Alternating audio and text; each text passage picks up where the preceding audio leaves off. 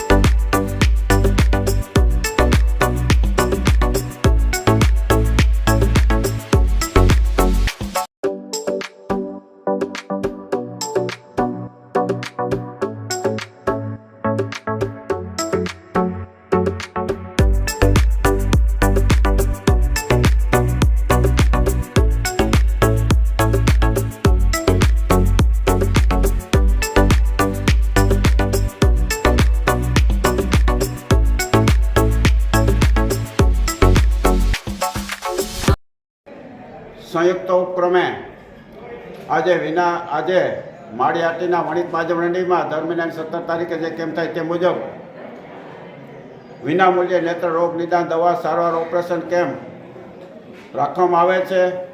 વર્ષોથી યોજાતા કેમ્પમાં 20,000 ઉપરાંતના ઓપરેશનો વિનામૂલ્યે નેત્ર રોગ નિદાન દવા સારવાર ઓપરેશન કેમ્પમાં થયા છે।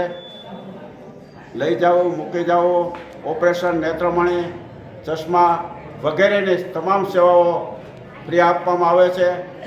આજે એક કેમ્પને ગણીએ તો 10,000 રૂપિયા જેટલો ખર્ચ વ્યક્તિગત થાય, એમ એક પણ પૈસાનો ખર્ચ દર્દીને આવતો નથી। અને માળિયામાં આવી કોઈ આંખ માટેની સેવાઓ ઉપલબ્ધ ન હોય ઓપરેશન માટેની, ત્યારે આ કેમ્પ ખૂબ જ આશીર્વાદરૂપ છે અને માળિયા તાલુકો મોતિયા વગરનો કરવાની જે મારા બધાની નેમ છે કે માળિયા તાલુકો આંખનો દર્દીનો કોઈ પ્રોબ્લેમ ન રહેવો જોઈએ તેના ભાગરૂપે આ કેમ્પ ખૂબ આશીર્વાદરૂપ છે, ખૂબ સફળ થાય છે, સર્વેનો સહયોગ મળે છે અને આજે પણ વિશાળ સંખ્યામાં ભાઈઓ બહેનો જે લાભ લેવા આવ્યા છે એટલે આ કેમ્પ સફળતાપૂર્વક સારી રીતે પાર પરિપૂર્ણ થાય એવી શુભેચ્છા સાથે અને સર્વેના દાતાઓ સહિત સર્વેના સહયોગથી ખૂબ ખૂબ ખરા દાદા ઉપર આભાર માનીને મારી વાણી વિરામ આપું છું.